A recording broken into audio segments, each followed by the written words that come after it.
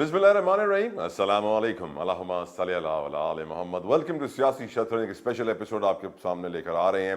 اس وقت پاکستان میں الیکشن زور و شور سے ہونے والے ہیں، انتخابی مہم جاری ہے، کیمپین کی جا رہی ہے اور ووٹرز کو کہا جا رہا ہے کہ آپ ضرور نکلیے گا، ووٹ دیجیے گا، اور ووٹرز سوچ رہے ہیں کہ ووٹ کس کو دیا جائے۔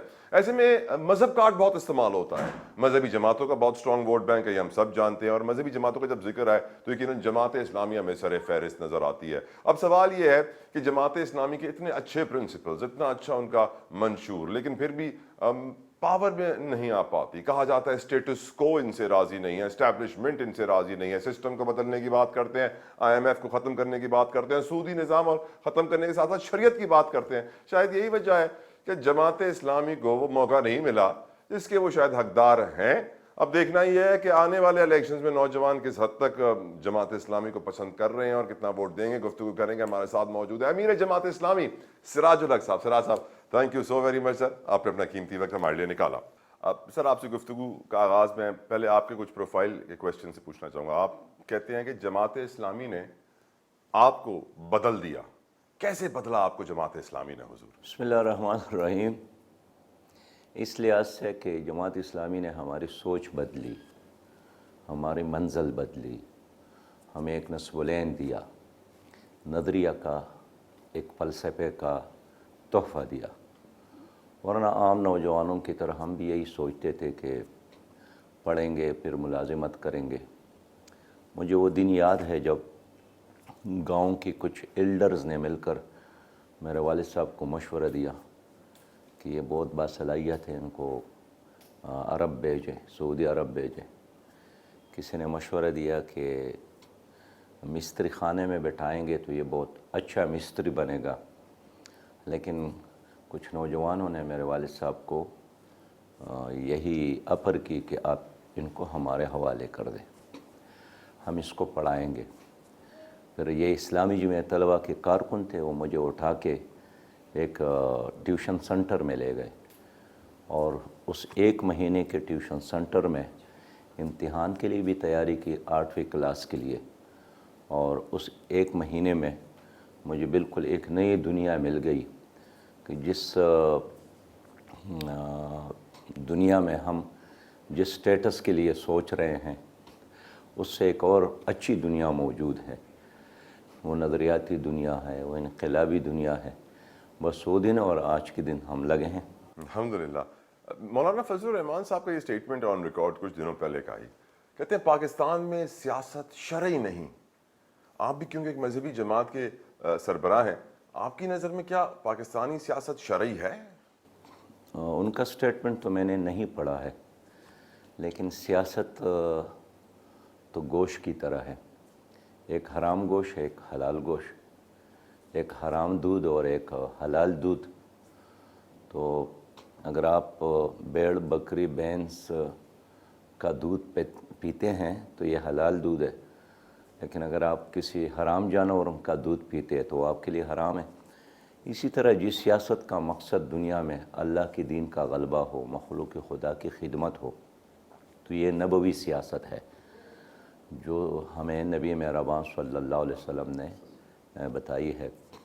اور جس سیاست کا مقصد اپنی ذات یا اپنا خاندان یا اپنا کوئی خاص گروپ کو غالب کرنا ہو تو یہ بالکل ایک دنیاوی سیاست ہے۔ شاید مولانا فضل الرحمان نے اس سیاست کی طرف اشارہ کیا ہو جس کا مقصد اپنی ذات کو پروموٹ کرنا ہو، یا اپنے خاندان کو مضبوط بنانا ہو، یا پیسہ کمانا ہو، یا کوئی اس دنیا میں ایک مصنوعی اور جعلی۔ پاکستان کی سیاست یہی ہے سراج صاحب، گراؤنڈ ریالٹی اگر دیکھیں تو شرعی تو نہیں ہوئی، ویسے یہی ٹارگٹس ہیں، اپنے اپنے مفادات کی جنگ ہے۔ نہیں، ایک وہ سیاست ہے جو ہم کرتے ہیں، ظاہر ہے ہم اسی نیت کے ساتھ سیاست کرتے ہیں کہ اس میں جتنا ہم وقت گزارتے ہیں، لفظ بولتے ہیں، قدم اٹھاتے ہیں، پیسہ خرچ کرتے ہیں، اللہ تعالیٰ قیامت میں اس کا ہمیں اجر دے گا۔ اس لیے کہ میرا اور مقصد کیا ہے سوائے اس کے کہ اس دنیا میں اللہ کا دین غالب ہو۔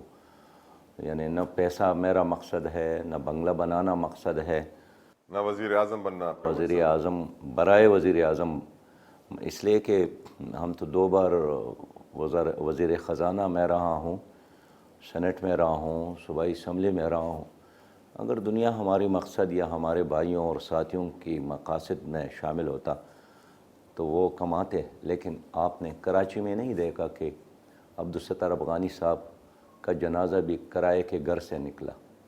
تو اگر وہ دنیا کے لیے سیاست کرتے تو وہ یہاں کا بہت بڑا لینڈ لارڈ بن سکتا تھا، بزنس مین بن سکتا تھا، سرمایہ دار بن سکتا تھا، اس لیے کہ میئر تھا کراچی کا، کروڑوں اور اربہ پیسہ ان کے ہاتھ میں تھا. تو ہماری یہ سیاست جو ہیں یہ صرف اور صرف اللہ کی رضا کے لیے ہے، تاکہ ایک ایسا نظام آ جائے جس میں اللہ کی حاکمیت ہو اور اللہ کا نظام غالب ہو. آمین آمین. پاکستان کی سیاست میں مذہبی جماعتوں کا کردار سراج صاحب، اور تاریخ پہ اگر نظر ڈالی جائے تو ہمیں آئی جے آئی بھی نظر آتا ہے، ہمیں ایم ایم اے بھی نظر آتا ہے. آپ کی نظر میں جو مذہبی ووٹ ہے پاکستان میں، یہ کتنا اسٹرانگ ہے، کتنا امپورٹنٹ ہے، اور رول کیا رہا ہے مذہبی جماعتوں کا پاکستانی سیاست؟ ظاہر ہے ایک بہت بڑا ووٹ ہے اور ایک بہت فیصلہ کن طاقت ہے، اور یہی وجہ ہے کہ آپ جتنا ان سے نفرت کا چاہے، اختلاف کرنا چاہے، لیکن آپ اس کو اگنور نہیں کر سکتے.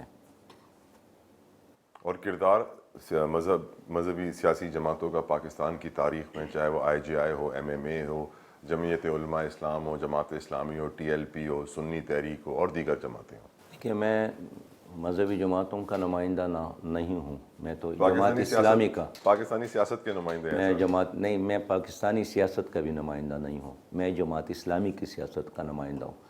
آپ پیپلز پارٹی کا بوجھ مجھ پر ڈالیں، آپ مسلم لیگ کا بوجھ مجھ پر ڈالیں، آپ جے یو آئی کا بوجھ مجھ پر ڈالیں، تو یہ تو آپ میرے ساتھ انصاف نہیں کر رہے ہیں. آپ میری ذات کے بارے میں مجھ سے پوچھیں، میری جماعت کے بارے میں مجھ سے پوچھیں، میری سیاست کے بارے میں مجھ سے پوچھیں، میری کارکردگی کے بارے میں مجھ سے پوچھیں. اس لیے ہر انسان کو اپنے ذات کے بارے میں جواب دینا ہے یا اس گروپ کے بارے میں جس کو لیڈ کر رہا ہوں. تو میں جماعت اسلامی کا امیر ہوں، میں جماعت اسلامی کی حوالے سے آپ کو ہر سوال دینے کے جواب. لیکن اگر آپ کہتے ہیں کہ آپ مولانا فضل الرحمان صاحب کا بوجھ بھی اٹھائے تو میں نہیں اٹھا سکتا ہوں. نہیں اٹھا سکتے. I agree, completely agree. لیکن سر کیا ہے کہ بہت سارے یہاں پہ نوجوان ووٹرز ہیں جو مذہبی جماعتوں سے کتراتے ہیں، اور اس کی وجہ یہ ہے کہ تاریخ میں مذہبی جماعتوں کا کردار پاکستان کی سیاست میں اتنا تسلی بخش نہیں رہا ہے. آپ بڑے احتیاط سے بات کرتے ہیں، بہت شکریہ. میں عرض کروں کہ آپ مذہبی جماعتوں کی سیاست پر بات کریں. اگر میں کبھی صدر بنا ہوں، اگر میں وزیر اعظم بنا ہوں، اگر میں وزیر اعلیٰ بنا ہوں، ایسا کوئی موقع ہمیں نہیں ملا ہے اب تک. یہ تو جب ایک بار ہم اقتدار میں آئیں گے اس کے بعد آپ جائزہ لے لیں، تجزیہ کریں، میرا محاسبہ کریں، پروگرام میں بھی کریں، چوک اور چوراہوں میں بھی کریں. ہم ہر سزا کے لیے تیار ہے، لیکن اگر وہ موقع مجھے ملا نہیں ہے. ایک بات. دوسری بات یہ ہے کہ پاکستان میں یوتھ ہی دین کو پسند کرتا ہے، خاص کر طالب علم، کالجز کا، یونیورسٹیوں کا، اسکول کا. اور آپ کو یاد ہوگا کہ جب ان کالجز میں، یونیورسٹیوں میں الیکشن ہوا کرتے تھے اور طلبہ کو اپنے ووٹ کا استعمال کا موقع ملتا تھا تو وہ جھوم جھوم کر نعرے لگاتا تھا اسلامی انقلاب کا رہبر و رہنما مصطفیٰ کا. جماعت پر اعتماد کرتے تھے، جمعیت پر اعتماد کرتے تھے. میں خود ایک کالج کا منتخب صدر ہوں، میرے بعد الیکشن بھی نہیں ہوا ہے اس لیے کہ پابندی لگی. اور میں آپ کے علم میں لانا چاہوں کہ کراچی یونیورسٹی ہو، پنجاب یونیورسٹی ہو، پشاور یونیورسٹی ہو، قائد اعظم یونیورسٹی ہو، یہ بڑے بڑے یونیورسٹیاں اور جامعات میں یونین کے الیکشن میں طلبہ سے زیادہ طالبات اسلامی جمعیت طلبہ پر اعتماد کرتے.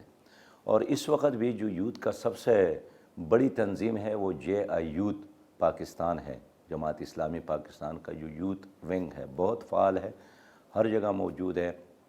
جہاں بھی ظلم ہوتا ہے وہاں وہ نظر آتا ہے. تو میں اس لیے یعنی شرح صدر کے ساتھ کہتا ہوں کہ پاکستان کی جو یوتھ ہے ان کے دو ہی محوری چیزیں ہیں، ایک اسلام اور دوسرا پاکستان. وہ دوسروں کی طرح خود غرض نہیں ہے، وہ مفادات کے اسیر نہیں ہیں. وہ ہمیشہ ایک ایسے یعنی ایک محبوب کی تلاش میں ہے، اور وہ محبوب ان کا ایک خوبصورت پاکستان اور ایک اسلامی پاکستان ہی ہے. بہت سارے ووٹرز کہتے ہیں سراج صاحب کہ جماعت اسلامی کبھی پاور میں آئی نہیں ہے، اب بھی نہیں آئے گی، کیا فائدہ ووٹ دینے کا؟ انہیں آپ کیا جواب دیں گے؟ جماعت اسلامی جہاں پاور میں آئی ہیں وہاں انہوں نے ڈیلیور کیا ہے. میں کراچی میں ہوں تو یہاں تو 2 بار ہم میئر بنے ہیں ہمارے, اور آج کراچی میں جو بھی ترقی کا کوئی خوشحالی کا کوئی نشان ہے وہ یا نعمت اللہ خان کا ہے یا عبدالستار افغانی کا ہے. تو آپ مجھے بتائیں کہ عبدالستار افغانی اور نعمت اللہ خان کو لوگوں نے ووٹ دیا, وہ پچھتائے ہیں یا؟ بہت اچھا کام تھا ان کا, لیکن پچھلے الیکشن تو جیت کے ہار گئے, ہاتھ کو آیا منہ کو نہ لگا میں سر. عرض کروں, دوسری بات یہ ہے کہ میں خیبر پختونخوا میں فائنانس منسٹر رہا ہوں. ہم نے وہاں خواتین کے لیے یونیورسٹی علیحدہ بنائی, گرلز میڈیکل کالج بنایا, غیر سودی بینکاری شروع کی, VIP کلچر کا خاتمہ کیا. اور یہ مثال ہے, ہم نے وزراء کی تنخواہیں کم کر کے 18,000 پر لائے تھے, اور آج بھی اگر ہاسپٹلز میں کوئی بڑی عمارت آپ کو نظر آتی ہے اس زمانے کا ہے. تو اس کا مطلب یہ ہے کہ جہاں بھی ہمیں موقع ملا ہے ہم نے ڈیلیور کیا ہے.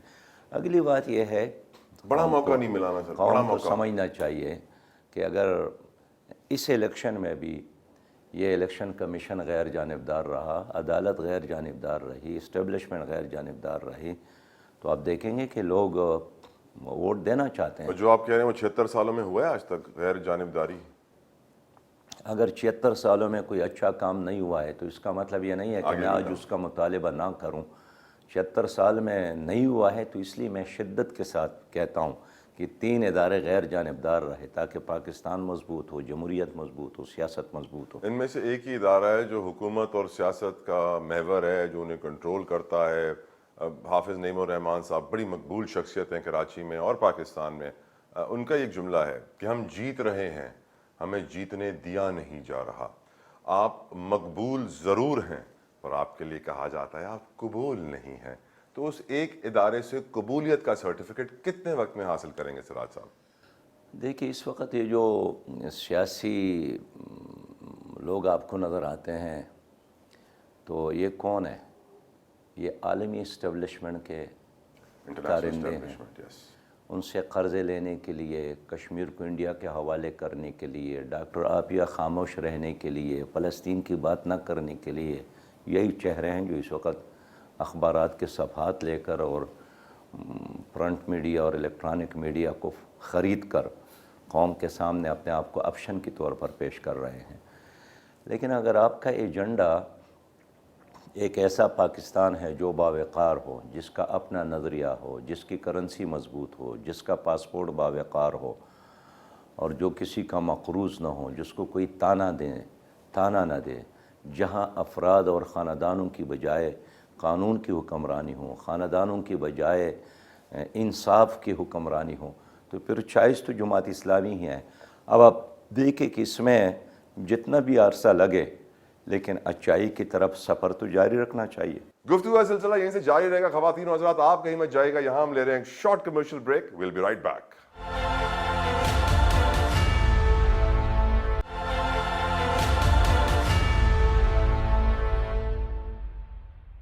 ویلکم بیک ٹو سیاسی شطرنج. گفتگو کنٹینیو کریں گے سراج الحق صاحب کے ساتھ. سراج صاحب, کچھ دنوں پہلے ہی میں نے دیکھا تھا آپ کے خلاف بڑی نیگیٹو خبریں لگ رہی تھیں کہ سراج الحق صاحب نے ایسے ایسے بیانات دے دیے ہیں جو کبھی پورے کر ہی نہیں سکتے ہیں, ان کے پاس رستہ ہی نہیں ہے وہ کرنے کا. اور اس میں یہ فلسطین کو آزاد کرائیں گے, کشمیر کو آزاد کرائیں گے, عافیہ صدیقی کو آزاد کرائیں گے, اور how is that even possible? Siraj Sahab کو کیسے رسپونڈ کریں گے آپ ان کو؟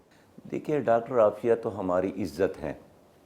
آپ عزت بچانے کے لیے زندگی کے آخری لمحے تک اور خون کے آخری قطرے تک جدوجہد کریں جب تک وہ زندہ ہیں. اور میں سمجھتا ہوں وہ زندہ, جب تک وہ زندہ ہے, جب تک آپ زندہ ہے. اگر بحیثیت قوم ہم نے عافیہ کی رہائی کا مطالبہ چھوڑ دیا ہے تو اس کا مطلب یہ ہے کہ ہم مر گئے, ہماری ضمیر مر گئی, ہماری غیرت مر گئی, ہماری قومی عصبیت مر گئی, ہمارے اندر انسانیت مر گئی. صرف آپ ہی کر رہے ہیں مطالبہ, اور اس کوئی لیے نہیں کر رہا. میں کہنا چاہتا ہوں کہ ڈاکٹر عافیہ کی رہائی پر آج بھی میرا اتنا ہی یقین ہے وہ رہا ہو کر آئے گی جتنا کل کی سورج پر, اگر لوگوں نے جماعت اسلامی کا ساتھ دیا. یہ کیسے ہو سکتا ہے کہ ہماری بہن ان کے جیلوں میں پڑی ہو اور امریکی سفیر اس طرح یہاں بادشاہ کی طرح زندگی گزار رہا ہو. دوسری بات یہ ہے کہ کشمیر آپ کے لیے زندگی اور موت ہے. آپ کی پنجاب کی یہ جو ہریالی ہیں, یہ جو خوشحالی ہیں, یہ کس وجہ سے ہے؟ یہ اس پانی کی وجہ سے ہے جو کشمیر کی طرف سے آ رہا ہے. لیکن آپ کو یہ تو احساس کرنا چاہیے کہ اس پانی میں وہاں کے نوجوانوں کا خون بھی شامل ہے۔ اس پانی میں آپ کی ماؤں بہنوں اور بیٹیوں کے دوپٹے بھی ساتھ آ رہے ہیں۔ یہ کون نوجوان، کون بچیاں ہیں؟ یہ وہی ہے جو پاکستان کی محبت میں مرتے ہیں۔ آج ہمارے لاکھوں لوگ شہید ہو گئے ہیں، ہزاراں جیلوں میں پڑے ہیں۔ مرتے وقت ایک ہی نعرہ ہے کہ پاکستان ہمارا ہے، ہم پاکستانی ہیں۔ تو کیا اس کشمیر کے آزادی کی بات میں چھوڑ دوں؟ یہ ٹھیک ہے، میری زندگی میں نہ ہی صحیح، میرے بچے اس کو آزاد کریں گے۔ میرے بچوں کا نے آزاد نہیں کیا، میرا آئندہ نسلی ایک آزاد کشمیر کو انشاءاللہ تعالیٰ دیکھیں گے، اور سری نگر پر قدم رکھ کر پاکستان کا سبز ہلالی پرچم اٹھائیں گے۔ رہ گئی بات فلسطین کی، جی سر، فلسطین ایمان کا مسئلہ ہے۔ یہ مسجد اقصیٰ ہے، اللہ کا گھر ہے، یہ یہودیوں کا نہیں ہے۔ حضرت عمر رضی اللہ تعالیٰ عنہ نے یہ لیا تھا عیسائیوں سے، صلاح الدین ایوبی نے لیا تھا یہ عیسائیوں سے۔ یہودی کہاں سے آئیں؟ یہ تو 1948 میں یہودیوں نے بھاری پیسہ دیا تھا جنگ عظیم میں ان کو، جنگ گزشتہ جو ورلڈ وارز میں نیا ورلڈ نقشے وار بنائے میں، گئے تھے سب کے، اور اس کے سلطنت بدلے عثمانیہ، انہوں نے سعودی یہ عرب بنا۔ بیچا ہے، یعنی عیسائیوں نے بیچا تھا، اب برطانیہ نے بیچا ہے یہودیوں کے۔ تو آپ ایک قوم کو کیسے بیچ سکتے ہیں؟ آپ ایک مسجد اقصیٰ اللہ کا گھر، اور دیکھیے 75 سالوں سے وہ لڑ لڑ کر نہیں تک گئے، 16 سالوں سے ان کو معاصرہ ہے، وہ شکست تسلیم نہیں کرتے ہیں۔ 24,000 ان کے شہید ہو گئے، انہوں نے شکست تسلیم نہیں کیا۔ تو میں پاکستان میں ان کی رہائی کا مطالبہ نہ کروں، بخدا اگر میرا اختیار ہو اور میرا اقتدار ہو تو اگر بائیڈن اور فرانس کا صدر اور جرمنی کا چانسلر وہاں جا سکتے ہیں، میں نے بھی جانا ہے، اور ضرور ان کا ساتھ مل کر مسجد اقصیٰ اور فلسطین کی آزادی کے لیے اپنی تمام تر صلاحیتوں کو استعمال کرنا ہے۔ یہ نہ شدت پسندی ہے، یہ انصاف ہے۔ آپ دیکھتے ہیں آپ کے واشنگٹن میں لوگوں نے احتجاج کیا، فرانس میں لوگوں نے احتجاج کیا، جرمنی میں۔ یہ احتجاج مسلمان نہیں کر رہے ہیں، یہ باضمیر انسان کر رہا ہے، وہ یہودی بھی ہے اس میں شامل، عیسائی بھی شامل ہے، اور لوگ بھی شامل ہے۔ تو اگر ساری دنیا کی انسانیت ان کے ساتھ کھڑی ہے، اور آپ ہیں مجھے طعنہ دے رہے ہیں کہ آپ کیوں فلسطین کی بات کر رہے ہیں؟ 70 کی دہائی میں تو پاک فوج نے اپنے پائلٹس بھی دیے تھے اسرائیل پہ حملہ کرنے کے لیے، آج نہیں دے رہی۔ ظاہر 70 کی دہائی میں جو وقت کی سیاسی حکومت کا ول اور اس کا عزم، اس کا ارادہ اسی پر مبنی ہے۔ فوج تو ہماری آج بھی وہی فوج ہے جو 1965 میں، جو 1971 میں، جو 1970 میں، آج بھی وہی فوج ہے۔ مسئلہ سیاسی حکومت کے فیصلے کا ہے۔ جنگ اور امن کا فیصلہ فوج نہیں کرتی ہے، یہ ایک سیاسی حکومت، سیاسی قیادت کرتی ہے۔ اس لیے آج اگر خاموشی ہے تو اس لیے کہ سیاسی قیادت مری ہوئی ہے، نہیں ہے۔ کشمیر کا آپ نے ذکر کیا، آج کل یہ بھی ایک نیریٹو بلڈ کیا جا رہا ہے سراج صاحب کے نواز شریف صاحب کو اس لیے لایا جا رہا ہے کہ ان کی دوستی بڑی اچھی ہے نریندر مودی سے، اور وہ مودی کے ساتھ تعلقات بہتر کر لیں گے، پاکستان کی ریلیشن شپ انڈیا کے ساتھ بہتر ہو جائے گی، اس لیے نواز شریف بڑا بہترین کینڈیڈیٹ ہے۔ آپ اس پر کیا رسپونڈ کریں گے سر؟ کس قیمت پر آپ انڈیا کے ساتھ دوستی کر رہے ہیں؟ یعنی آپ کے مقاصد کیا ہے؟ میں سمجھتا ہوں کہ انڈیا کے ساتھ ہاتھ ملانا، تجارت کرنا، دوستی کی بات کرنا، یہ لاکھوں کشمیریوں کے خون کے ساتھ غداری، بے وفائی ہے، اور یہ ان کے زخموں پر نمک پاشی ہے۔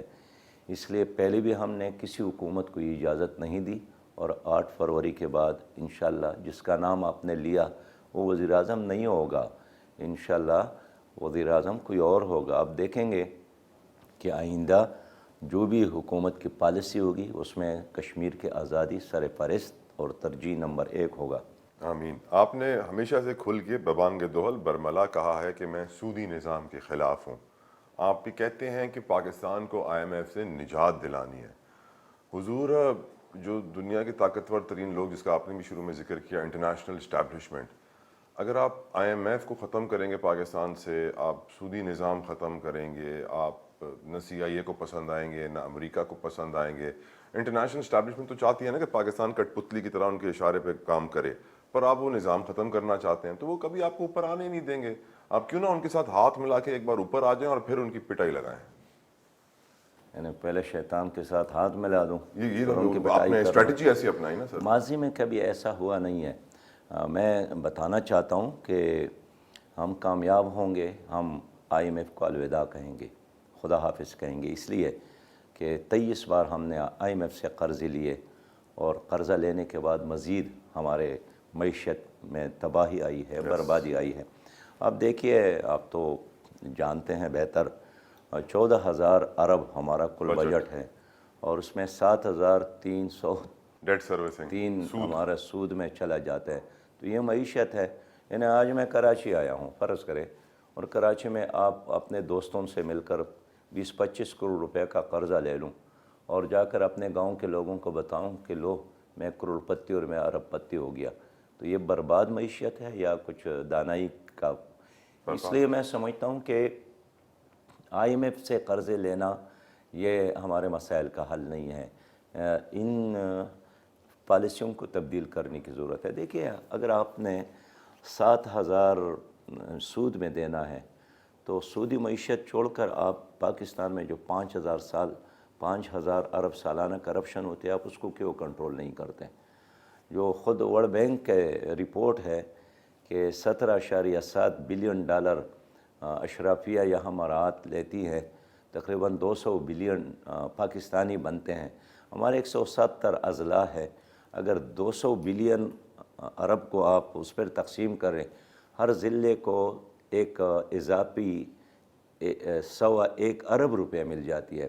تو ہماری معیشت کا، اقبال کو سنا ہے اپنے؟ اقبال نے کہا ہے کہ سبب کچھ اور ہے تو جس کو خود سمجھتا ہے، زوال بندہ مومن کا بے زری سے نہیں۔ تو وسائل کی کمی مسئلہ نہیں ہے، مسئلہ مس مینجمنٹ کا ہے، نہ اہلی کا ہے، نہ لائقی کا ہے، اور کرپشن کا ہے، اور ذاتی مفادات کا ہے۔ کوئی ایسی حکومت ہو جو ان چیزوں سے بالاتر ہو، آپ دیکھیں گے کہ آپ قرضہ لینے کے بجائے دوسرے ممالک کو قرضہ دیں گے۔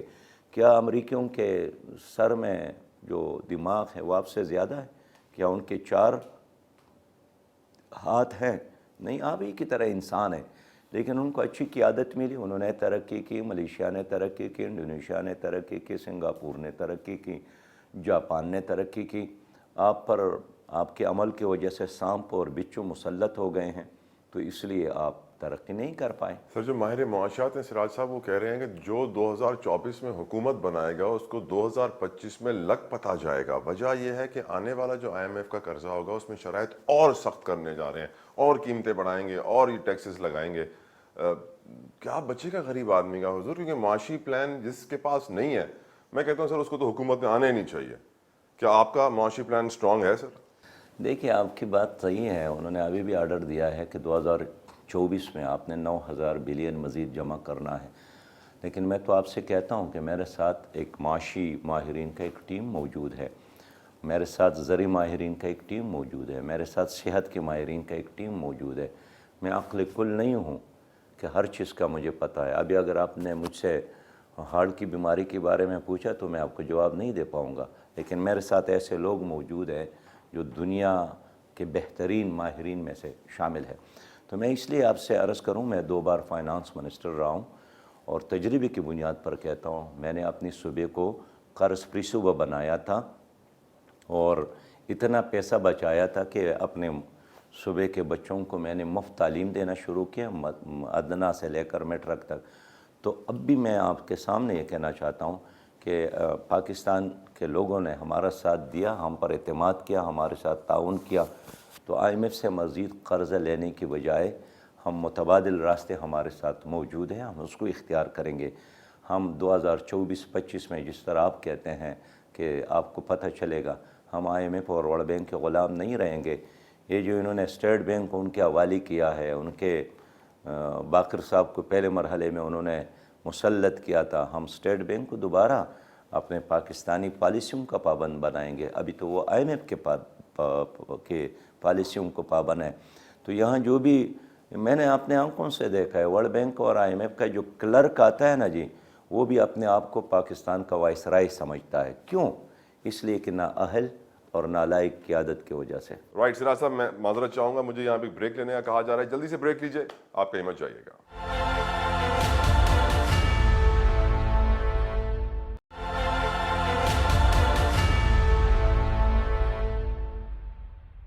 ویلکم بیک ٹو سیاسی شطرنج۔ گفتگو کنٹینیو کریں گے، ہمارے ساتھ موجود ہے امیر جماعت اسلامی سراج الحق صاحب۔ سراج صاحب، یہ بتائیے، اس وقت جو ملک میں سیاسی ماحول ہے، الیکشن سر پہ کھڑے ہیں سراج صاحب، پی ٹی آئی کو دیوار سے لگا دیا گیا ہے. ایک طرف ہم دیکھتے ہیں کہ پیپلز پارٹی کی سربراہ جلسوں میں اوپنلی کہتے ہیں کہ پی ٹی آئی کے آزاد امیدوار ہماری طرف آ جاؤ, اور کہیں خبریں یہ بھی آ رہی ہیں کہ ان کی بولیاں لگائی جا رہی ہیں, ان کو لیا جا رہا ہے. آخری بلدیاتی انتخابات میں بھی جماعت اسلامی نے پی ٹی آئی سے اتحاد کیا تھا, پھر کچھ مشکلات ہو گئیں, کہیں کہا جاتا ہے پیسوں کا استعمال ہوا, کہیں کچھ اور استعمال ہوا. جماعت اسلامی کے کتنے چانسز ہیں سر ان آزاد امیدواروں کو اپنی طرف اٹریکٹ کرنے کے, پی ٹی آئی کے ساتھ اتحاد کرنے کے یا کسی اور کے ساتھ اتحاد کرنے کے سر؟ ایک تو یہ انسان کی توہین ہے جب آپ ان کے خرید اور فروخت کی بات کریں. یہ کوئی بینس اور بیل اور بکری تو نہیں ہے. سر بچپن سے ہی دیکھ رہے ہیں, اب تو ہمارے یہاں تو انسان عادی ہو گیا ہے سر. تو میں اس لیے کہنا چاہتا ہوں, اور پھر وہ انسان ایسا بھی ہو جو اپنے آپ کو ایک قومی اسمبلی اور یا ایک صوبائی اسمبلی کا ترجمان اور نمائندہ بھی سمجھتا ہوں, یہ تو اور بھی تضحیق ہے. اس طرح تو کوئی جانور بھی قبول نہیں کرے گا جس طرح. میں اس لیے کہنا چاہتا ہوں کہ مستقبل میں جو حکومت ہوگی, یہ ٹھیک ہے کہ کوئی ایک پارٹی ویل میجارٹی تو حاصل نہیں کرے گی, لیکن ممکن ہے مل جل کر چلنا پڑے گا. میرا اپنا یہ خیال ہے کہ اس وقت جو سیاسی پولرائزیشن ہے پہلے مرحلے میں تو ان کو ختم کرنا پڑے گا, ورنہ ہمارے مزید 5-10 سال ضائع ہوں گے. اور ضائع حکمرانوں کی نہیں ہوتے ہیں, نہ لیڈرشپ کے. وہ گرمی ہو تو ان کو سردی لگتی ہے, سردی ہو تو ان کو گرمی لگتی ہے, ماشاء اللہ ہو تو بھی ان کے واری نہیں آ رہے, نام نہاد جمہوری نظام ہو تو بھی ان کے مزے وہی مزے. مسئلہ ہے غریب آدمی کا, ان کا فائل دفتر میں بند ہوتا ہے, آگے نہیں ہے, اس کا سکیم نامکمل ہے. آپ دیکھیں نا گزشتہ 5-6-10-15 مہینوں میں جہاں سکیم یعنی ڈیولپمنٹل سکیم, سڑک ہے, پانی کا مسئلہ ہے, کوئی اور سکیم ہے, وہ ایز اٹ از کڑا ہے, اور کوئی ایکسین کوئی آفیسر فائل کو ہاتھ لگانے کے لیے تیار نہیں ہے.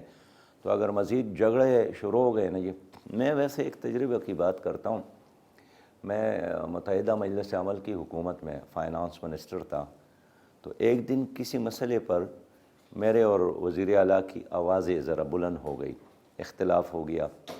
تو اس اختلاف کے بعد, حالانکہ ہماری ایک حکومت تھی, اسٹرانگ حکومت تھی, 1 مہینے تک بیوروکریسی نہ وزیر اعلیٰ کے فائل کو ہاتھ لگاتی تھی نہ ہمارے. اس لیے ان کا ایک خیال تھا کہ آپس میں لڑ رہے ہیں تو ابھی انتظار کرنا چاہیے.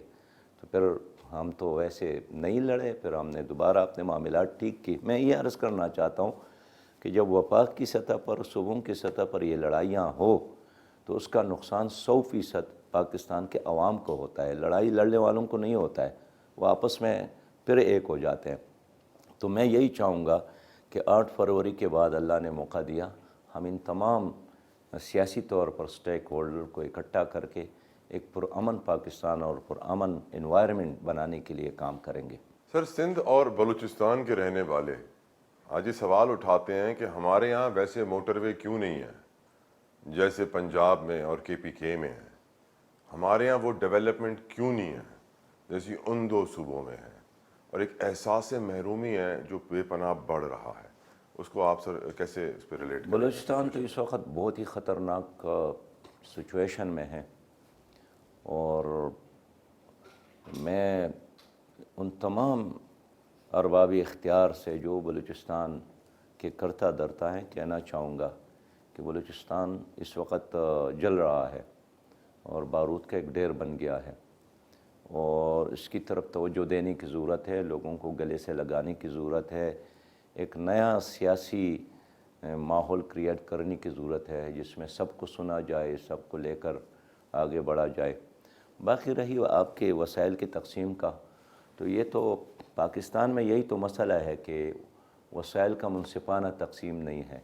ملتان کا گیلانی صاحب وزیر اعظم بنتا ہے تو سارا پیسہ ادھر, گجر خان کا پرویز اشرف صاحب بنتا ہے تو سارا پیسہ ادھر, لاہور کا نواز شریف شہباز شریف صاحب بنتا ہے تو ادھر, لڑکانے کا شہزادہ تو سارا پیسہ ادھر. اس لیے جو NFC کی بنیاد پر فیصلے ہوتے ہیں یا پروونشل فائنانس کمیشن کے فیصلے ہوتے ہیں اس پہ عمل نہیں ہوتا ہے, اور یہی وجہ ہے کہ ایک جگہ یعنی انصاف بے انصافی کا اس حد تک آپ دیکھ لیں کہ خیبر پختونخوا کے دور دراز علاقہ ہے بالاکوٹ، وہاں کے ایک منسٹر تھا تو انہوں نے لیبر کالونی وہاں بنائی، حالانکہ وہاں کوئی کارخانہ نہیں ہے۔ ایک اور منسٹر ہے، انہوں نے ایک علاقے میں 21 اینیمل ہاسپٹل بنائے۔ 21 اس لیے کہ وہ اسی ڈپارٹمنٹ کا لائف اسٹاک کا منسٹر تھا، یہ ان کا اختیار تھا۔ تو اس طرح اکاؤنٹیبلٹی کا کوئی نظام نہیں ہے۔ نیب کا خاتمہ کریں گے، پلی بارگیننگ کا خاتمہ کریں گے، میں اس لیے کہہ رہا ہوں کہ اب ریسنٹ کی خبر دے رہا ہوں سر، ایک Karachi Hyderabad to Sukkur motorway M6 motorway کہلاتا ہے، ریسنٹلی اس کا جو کانٹریکٹ تھا وہ نیشنل ہائی وے اتھارٹی نے اٹالین کمپنی کا کینسل کر دیا، جس پہ وزیر اعلیٰ نگراں سندھ نے خط لکھا کاکڑ صاحب کو، وزیر اعظم کو، کہ یہ پھر انہوں نے ٹینڈر کینسل کر دیا ہے، پھر یہ 3 سال لٹکا رہے گا۔ پھر اس سے جڑی ہوئی خبر ایک اور یہ بھی آئی سراج صاحب کہ اسی کیس میں جہاں 5 ارب روپے ہائی وے بننے سے پہلے 2 DC کیش نکال کے لے گئے تھے، 500 کروڑ چوری ہوئے تھے، 100 کروڑ پلی بارگین میں نیب نے نکالے ان میں سے، جس میں سے 25 کروڑ اپنے پاس رکھ لیے ایز ریکوری چارجز، اور 75 کروڑ کے قریب ہائی وے اتھارٹی، نیشنل ہائی وے اتھارٹی، پھر نیشنل ہائی وے اتھارٹی عدالت گئی کہ نیب سے ہماری باقی 25 کروڑ بھی نکالو، پھر عدالت نے حکم دیا کہ بھائی یہ ریکوری چارجز 25 کروڑ صحیح نہیں ہے، واپس کریں، ان کے تو 500 کروڑ گئے تھے، آپ نے 100 کروڑ۔ تو یہ نیب، یہ چوری کا نظام، یہ کام چوری کا نظام، کیونکہ آپ کا ترازو نشان ہے سراج صاحب، ترازو بھی انصاف کی علامت ہے، نشان ہے، میزان ہمیں یاد آتا ہے کہ اللہ تعالیٰ قیامت کے روز ہمارے گناہ اور ہمارے ثواب تولے گا، اور تحریک انصاف بھی انصاف کی بات کرتی تھی۔ اب یہ انصاف کیسے آئے گا؟ میں اس پہ بڑا پریشان ہوں۔ جوڈیشل ریفارمز کی تو ضرورت ہے ہی ہے، لیکن ایک چوری کا جو نظام ہمارے DNA میں آ گیا ہے، خون میں آ گیا کہ میں چوری کروں گا یہی میرے لیے اچھا ہوگا، اس کو کیسے بدلیں گے سر؟ دیکھیں، یہ تو ملک کے تمام جگہوں پر اس طرح اندر نگری چوپٹ راج ہے۔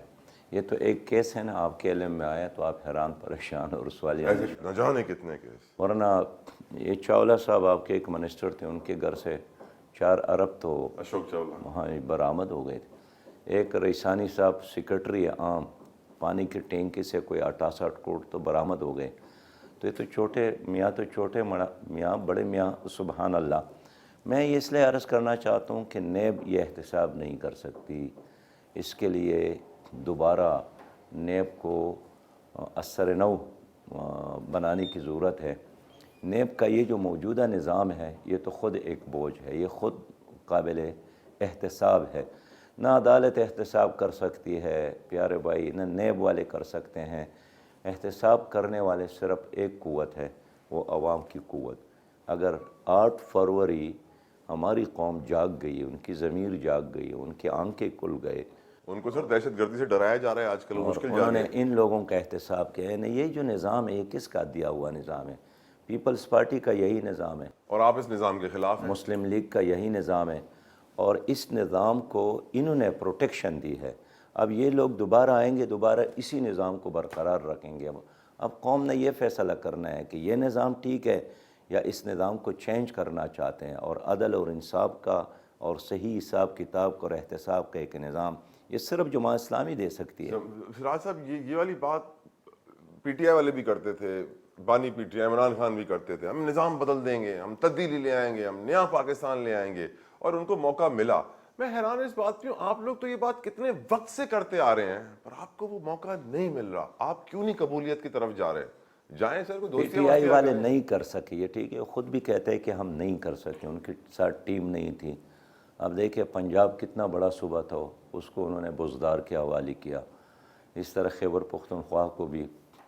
اور اگر آپ 110 کروڑ کے عوام پر ایک بزدار صاحب مسلط کرتے ہیں تو اس کا نتیجہ تو یہی نکلتا ہے جو اس وقت ہم دیکھ رہے ہیں۔ لیکن اس کا مطلب تو یہ نہیں ہے کہ PTI اگر ناکام ہو گئی تو ہم بہتری کی طرف سوچنا چھوڑ دیں۔ جماعت اسلامی میدان میں موجود ہے، ایک کلیئر ویژن کے ساتھ موجود ہے، ایک انقلابی منشور کے ساتھ موجود ہے۔ عمران خان کی باتیں اچھی تھیں لیکن ان کے ساتھ وہ ٹیم نہیں تھا، سارے لوگ پیپل پارٹی سے اس نے لیے تھے، یا MKM کے لوگ تھے، یا مسلم لیگ کے لوگ تھے، یا باہر NGOs کے لوگ تھے۔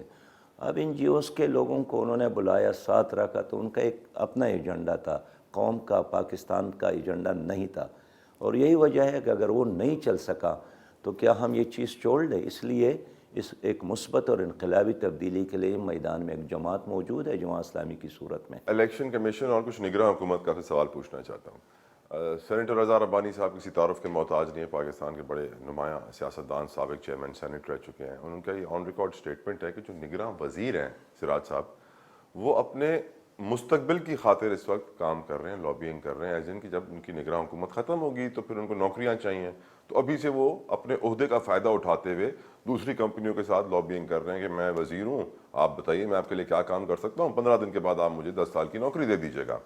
تو نگراں حکومت کا ٹارگٹ ہے ان کا اپنا انڈیویجول مستقبل، کہ ہمیں آگے کیسے پیسہ بنانا ہے، کیا کام کرنا ہے۔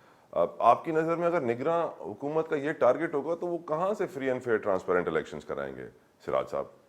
دیکھیں، نگران حکومت کو تو نگران ہی رہنا چاہیے، اور یہ سارے سیاسی ہیں نگراں حکومت میں تو ابھی تقریباً۔ تک ان کی جو کارکردگی ہے ایز سچ وہ ایسا نہیں ہے کہ اس پہ کوئی فخر کیا جا سکے، الا ماشاء سر اللہ۔ لندن سے جہاز گھما دیا پیرس کی طرف کہ ہمیں کھانا کھانا ہے ایفل ٹاور کے اوپر والے ریسٹورنٹ پہ، یہ نگراں وزیر اعظم کو سوٹ کرتا تھا سر؟ میں عرض کروں کہ یہ ایک کلچر ہے، یعنی نگران حکومت بھی گزشتہ حکومتوں کا ایک تسلسل ہے، جو اس وقت وزراء ہے یہ بھی ماضی میں ایسے ہی رہے ہیں۔ اس لیے یہ سب لوگ جو ہے نا، یہ ایک سٹیٹس کو کے فیسیلیٹیٹر ہے، اس کا نام نگران رکھے، اس کا نام پیپل پارٹی رکھے، اس کا نام مسلم لیگ رکھے، لیکن اویلیبل چیز یہی ہے۔ اب قوم کے فیصلے پر ہے کہ کیا وہ اس سٹیٹس کو برقرار رکھنا چاہتے ہیں جس نے ان کو تحفے کے طور پر غربت دی، مہنگائی دی، بے روزگاری دی، بد امنی دی، غیر یقینی صورتحال، جس کی وجہ سے آج ہر پانچواں چھٹا پاکستانی ڈپریشن اور ٹینشن اور فرسٹریشن کا شکار ہے، جس کی وجہ سے 90 لاکھ ہمارے پاکستانی بچے بچیاں نشہ کی بیماری میں مبتلا ہو گئے ہیں۔ تو ایک نئے صبح کی تلاش میں ہماری قوم کو قدم اٹھانا پڑے گا 8 فروری کو۔ ووٹر ٹرن آؤٹ کیا ایکسپیکٹ کر رہے ہیں سراج صاحب؟ ووٹر کو ظاہر بات ہے یرغمال ہے، پولنگ اور اسٹیشن ڈرا ہوا ہے ووٹر کے حالات بھی خراب ہیں، کوئی بھی دہشت گردی ہو سکی ہے، تھریٹ الرٹس کتنے سارے آئے ہوئے ہیں، اور پھر وہ بھارتی دہشت گردی ہم نے ابھی پرسوں ہی پکڑ لی ہیں۔ تو میں کل ایوان صنعت میں گیا تھا کراچی کا، تو یہاں بڑے تاجر اور صنعت کار یہی پوچھ رہے تھے کہ الیکشن ہوں گے بھی نہیں۔ 2 دن پہلے میں دیر میں تھا، وہاں بھی لوگ یہی سوال کر رہے تھے۔ تو غیر یقینی صورتحال، شکوک اور شبہات بہت بڑھ گئے ہیں، لیکن ہمارے ساتھ الیکشن کے علاوہ اور کوئی آپشن نہیں ہے۔ الیکشن ہونا چاہیے، بروقت ہونا چاہیے اور شفاف ہونا چاہیے۔ اسٹیٹس کو کا آپ نے ذکر کیا سر، اب یہ بات واضح ہو چکی ہے ہر پاکستانی کو کہ اسٹیٹس کو کا دوسرا نام اسٹیبلشمنٹ ہے۔ آپ کیوں نہیں اسٹیبلشمنٹ کو راضی کر پائے؟ کیا پرابلم تھی آپ میں کہ اسٹیبلشمنٹ آپ سے خوش نہیں تھی؟ ہمارا شروع ہی سے یہ موقف ہے کہ اسٹیبلشمنٹ کو غیر سیاسی ہونا چاہیے، عدلیہ کو بھی اور الیکشن کمیشن کو بھی، اس لیے کہ آئین میں لکھا ہے کہ میں غیر سیاسی رہوں گا، میں غیر جانبدار رہوں گا، اور ماضی میں جتنا کوئی ادارہ سیاست میں انوالو ہوتا ہے اتنا ہی وہ ڈسکس ہوتا ہے۔ 73 کا آئین بنانے والے کو تو ہم نے لٹکا دیا۔ اب آئین کے تو پہلے پنے پہ لکھا ہے ہر شہری کے جان و مال کا تحفظ کرو، وہ ہوتا نہیں ہے۔ ہم کیوں 500 والے پیج پہ چلے جاتے ہیں جب پہلے پیج پہ عمل نہیں ہوتا سر؟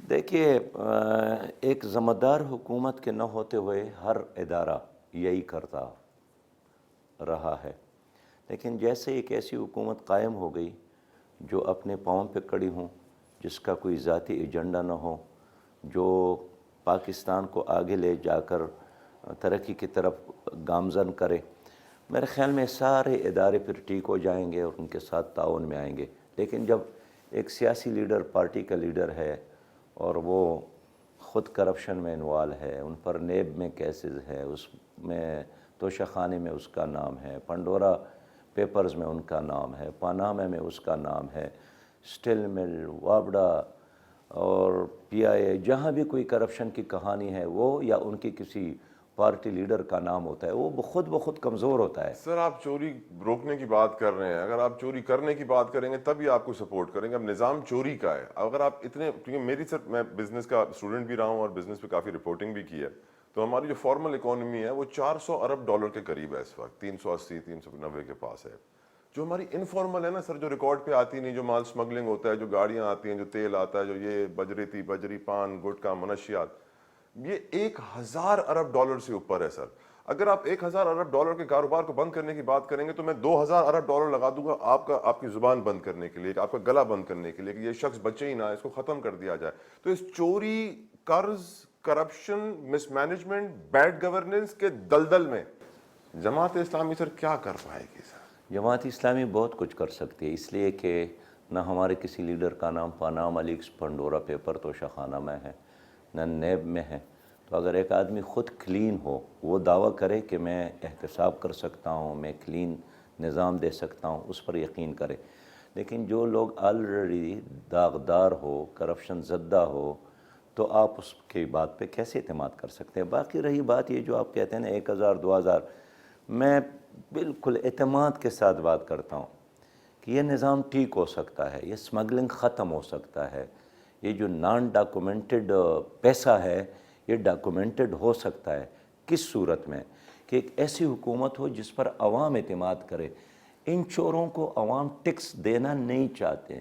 یہ جو ٹیکس اس وقت بھی ملتا ہے کوئی 6700 بلین کے قریب, یہ بھی تو وہی ہے جو تنخواہوں میں خود بخود ان کے پاس آ جاتا ہے. باقی کوئی جاگیردار ٹیکس نہیں دیتا ہے, کوئی لینڈ مافیا ٹیکس نہیں ایف دیتا بی ہے. آر کے اپنے 10,000 امپلائیز نان فائلر ہیں سر, وہ خود ٹیکس نہیں دیتے ہیں, دوسرے کیا دیں گے؟ ظاہر بات ہے, بہار آپ کی بات آپ نے کی, صحیح بات یہ ہے کہ بہار کا جو 25,000 سے زیادہ لوگ تو ویسے ہیں جو کہ بغیر کسی کام کی تنخواہ لیتے ہیں, اور جو کام آئی ٹی کی کسی ذریعے سے ہو سکتا ہے اس کے لیے اتنی بڑی فوج رکھنے کی ضرورت بھی نہیں ہے. تو میں اس لیے کہنا چاہتا ہوں نا کہ اگر ہمیں ملے, ہم آئی ٹی پر توجہ دے دیں, ہم زراعت پر توجہ دے دیں, ہم انڈسٹری پر توجہ دے دیں, ہم بیکار زمینوں کو آباد کریں, آپ کو 2-3 سالوں میں ایک نیا خوبصورت, خوشحال, کلین, گرین پاکستان دے سکتے ہیں. کیا رزلٹ ایکسپیکٹ کر رہے ہیں؟ جماعت اسلامی کتنی سیٹیں جیتے گی, کہاں سے حکومت بنائے گی, کون سا صوبہ زیادہ اسٹرانگ ہے جماعت اسلامی کے لیے اس وقت چاروں صوبوں میں سے؟ ہر جگہ لوگوں کا ایک زبردست رجوع ہے, اور ہم نے اب تک 240 قومی اسمبلی کے حلقے اور 531 صوبائی اسمبلی کے حلقوں پر امیدواران کھڑی کیے ہیں. پہلے اتنی بڑی تعداد میں کبھی ہم نے حصہ نہیں لیا تھا. تو آپ کراچی کی کسی گوٹ میں جائیں یا چھترال کے ترچمیر پہاڑ پر جائیں, ہر جگہ آپ کو ترازو نظر آئے گا, لا الہ الا اللہ کا جھنڈا نظر آئے گا, اور ایک انقلاب تبدیلی کے لیے ایک امنگ نظر آئے گی. بہت بہت شکریہ میرے جماعت اسلامی سراج الحق صاحب. خواتین و حضرات, آپ کہیں مت جائے گا, یہاں ہم لے رہے ہیں ایک short commercial break. We'll be right back.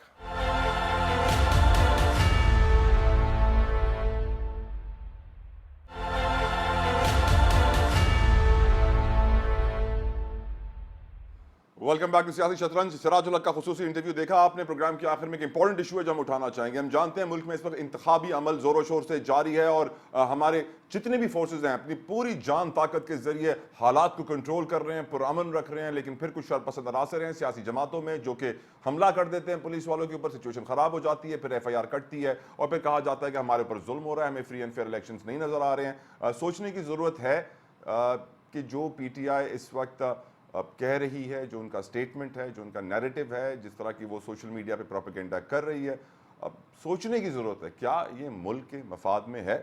گفتگو کرنے کے لیے میرے ساتھ موجود ہیں, کسی تعارف کے محتاج نہیں ہے, ماہر قانون ہے ایڈوکیٹ یحییٰ فرید صاحب. یحییٰ صاحب, thank you so very much for your precious time. آپ کی نظر میں جو ہوا, جو ہو رہا ہے, جس طریقے سے پروپیگنڈا کیا جا رہا ہے, یحییٰ صاحب, اس کا نقصان کتنا ہوگا ملک کو؟ دیکھیں, ملک کو نقصان تو مجھے نہیں لگتا کہ اس سے اتنا ہوگا. اس سے پی ٹی آئی کو جو نقصان ہو رہا ہے اور ہوتا رہے گا, اور جو عمران خان کو نقصان ہوگا, کیونکہ دیکھیں آج بھی ایسے ووٹرز موجود ہیں جو الیکشن کے دن ہی ڈیسائیڈ کریں گے کہ کس کو ووٹ دینا ہے. اور پرابلم یہ ہو رہی ہے کہ لاسٹ 8-9 مہینوں سے پی ٹی آئی جو ہے وہ ایک اپنے آپ کرنے میں لگی ہوئی ہے, اور یہ جو وائلنٹ جو ان کی ایکٹیویٹیز ہیں, اور پولیٹیکل بھی, جوڈیشل بھی, سوشل میڈیا پہ بھی, یہ اس طرح کے جو ووٹرز جو انڈیفرنٹ ووٹرز ہوتے ہیں, کہ ان کو ڈسٹروائے کرنے والی بات ہے. اور پی ٹی آئی کو اس سے کوئی فائدہ نہیں ہو رہا. جہاں تک آپ کی بات ہے کہ ملک کی, میرے خیال میں ملک جو ہے وہ اسٹیبل لوگوں کے ہاتھ میں ہے بھی اور ملک کا رہے گا سیاسی بھی. اور نظام تباہ نہیں ہو رہا کیونکہ الیکشن سر پہ ہیں, وہ بھی اتنے ڈیلے سے الیکشن ہو رہے ہیں. ہم کہتے ہیں نا کہ مشکل سے جا کے اب الیکشن کا وقت قریب آیا ہے, اب تھوڑے ہی دن بچے ہیں. ایسے میں اگر law and order situation disturb ہو جائے یا تو بہت زیادہ امپیکٹ ہوتا ہے اس کا. जी, बिल्कुल लेकिन वी आर वेरी होपफुल कि जो लॉ एनफोर्समेंट एजेंसीज़ हैं, वो लॉ एंड ऑर्डर सिचुएशन को काबू करेंगी और पास्ट के अंदर हमने इससे भी बदतर सिचुएशंस देखी और पीटीआई की तरफ से भी देखी। तो आई डोंट थिंक कि मुल्क का कोई बहुत बड़ा नुकसान होने वाला है क्योंकि मुल्क में जो है वो आज भी अच्छे लोग मौजूद हैं, अदारों में अच्छे लोग मौजूद हैं, हमारी पाकिस्तान फ़ौज मौजूद है। तो मुझे नहीं लगता कि पीटीआई जो करना चाह रही है इंटेंशनली कि वो डैमेज करे, law and order situation create करे, इलेक्शंस को डिले करे, वो हो पाएगा बिकॉज़ एक यूनानिमस एक डिसीजन है बाकी बाकी पॉलिटिकल पार्टीज़ का कि वो इलेक्शन चाहती है। तो पीटीआई जो है वो अपने आप को डैमेज कर रही है, करती रहेगी और इससे उनको क्या फ़ायदा मिलेगा? आई डोंट नो कि ये कौन उनको स्ट्रैटेजाइज़ और स्ट्रैटेजी क्रिएट करके दे रहा है। या जो प्रोपेगेंडा किया जा रहा है, फॉर एग्जांपल सोशल मीडिया पे दिखाया जाता है कि हम पुरअमन रैली निकाल रहे थे और हम पर पुलिस ने लाठियां बरसा दी। ये नहीं बताते कि उन्होंने पुलिस वालों पर हमला किया, पुलिस वालों पर डंडे बरसाए, पत्थर बरसाए, फिर पुलिस ने कार्रवाई की। और फिर सोशल मीडिया के ऊपर कहा जाता है कि ना हमें रैलियां निकालने दी जा रही हैं, ना हमें एहतजाज करने दिया जा रहा है, हमारी पुरअमन रैलियों के ऊपर, एहतजाज के ऊपर जो है पथराव और पुलिस का लाठी चार्ज हो रहा है। तो ये जो प्रोपेगेंडा है, इसका इम्पैक्ट क्या देख रहे हैं आया? देखिए, मुझे लगता है तला भाई कि ये सारा इंटेंशनल है। ये इंटेंशनल बिहेवियर है पीटीआई का कि एक इस तरह के एरिया में रैली निकालना जहाँ पे एक तो परमिशन आपके पास नहीं थी, वो नो गो एरिया था। फिर आपने वहाँ पे रैली निकाली, वहाँ पे पुलिस के साथ आप जानते थे कि वहाँ पर कोई कन्फ्रंटेशन होगी और उस कन्फ्रंटेशन को यूज़ करके आप लोगों के साथ एक सिम्पैथाइज़ करना एसएचओ चाह रहे की हैं कि तबीयत आप इस वक्त बड़ी क्रिटिकल है, मेरी टीम मुझे अपडेट कर रही है कि यकीनन एसएचओ साहब की जो हालत है वो इस वक्त क्रिटिकल बताई जा रही है हॉस्पिटल स्टाफ की जानिब से। आया बिल्कुल, ये देखिए मैं आपको यही कहना चाह रहा हूँ कि ये इंटेंशनल है, पीटीआई करना चाहती है, पीटीआई लॉ एंड ऑर्डर को खुद खराब करना चाहती है क्योंकि सोशल मीडिया पे फिर उनको सिंपैथी वोट मिलते हैं। लेकिन प्रॉब्लम ये है कि ये सोशल मीडिया पे इलेक्शंस होने वाले नहीं है, ग्राउंड पे होने वाले हैं और ग्राउंड पे जो इंडिफरेंट वोटर होता है, जो आज डिसाइड करके नहीं बैठा हुआ कि वोट किसको देना है, वो पीटीआई के इन इन इस वायलेंट बिहेवियर से कुछ ज़्यादा खुश नहीं होगा, बल्कि शायद आज वो सोचने लग जाएगा कि किसी और कैंडिडेट को वोट दे दिया जाए जो एटलीस्ट इस वायलेंस के खिलाफ हो। तो पीटीआई की जो वायलेंट एक्टिविटीज़ हैं वो आप सड़क पे देख लें, वो आप अदालतों में देख लें, वो आप सोशल मीडिया पे देख लें, वो टेलीविज़न पे देख लें, प्रेस कॉन्फ्रेंसेज़ में देख लें। तो ये तो एक इंटेंशनल आकर आपको नज़र आएगा कि एनवायरनमेंट क्रिएट किया जा रहा है कि किसी तरीके से मुल्क के हालात बुरे कर दिए जाए और शायद अभी आप देखिएगा कि ये सुप्रीम कोर्ट में कोई पिटीशन भी ना फाइल कर दें कि हालात इतने ख़राब हैं कि इलेक्शन को डिले कर दें। तो ये पीटीआई बहुत टाइम से इलेक्शंस को डिले करना चाह रही थी और वो चाहती है कि सोशल मीडिया पे हाइप क्रिएट रहे कि उनके साथ नाइंसाफ़ी हो रही है। लेकिन वोटर जो है वो अक्लमंद है, वोटर जो है वो शऊर रखता है कि अगर आप नो गो एरियाज़ में जाकर प्रोटेस्ट करेंगे और रैलीज़ निकालेंगे तो पुलिस से कन्फ्रंटेशन तो होनी ही होनी है। देखिए कितना मुश्किल है एक परमिशन लेना, कितना मुश्किल है कि एक एरिया में रैली निकालना जो नो गो एरिया ना हो, ये कोई मुश्किल बात नहीं है। लेकिन इंटेंशन जब यही हो कि किसी तरीके से हमने तबाही मचानी है, किसी तरीके से हमने दिखाना है कि हमारे खिलाफ जो है वो एक्शन हो रहा है, आप एक्शन को खुद कॉल कर रहे हैं अपने लिए। राइट। ये बहुत वही बहुत बात है कि एक पॉलिटिकल बहुत बहुत शुक्रिया याया फरीद साहब फॉर योर प्रेशियस टाइम। और यकीनन आपकी गुफ्तगू सुनने के बाद एक बात वाज़ेह हो रही है कि पीटीआई के अंदर इस वक्त वेंजेंस है, वेंडेटा है, बदला लेना चाहती है। यकीनन उनके लीडर इस वक्त असीरी की ज़िंदगी गुजार रहे हैं और बदला अगर वो मुल्क के इलेक्शंस को डिरेल करके या उनमें खलल पैदा करके लेना चाहते हैं तो मेरी नज़र में ये उनकी बहुत बड़ी बेवकूफ़ी है। उनको सोचना चाहिए कि जो लाहेमल उन्होंने इख्तियार किया है वो ना उनके फ़ायदे में है ना मुल्क कौम के फ़ायदे में है। मुझे इजाज़त दीजिए। अंटिल नेक्स्ट टाइम, अल्लाह हाफ़िज़।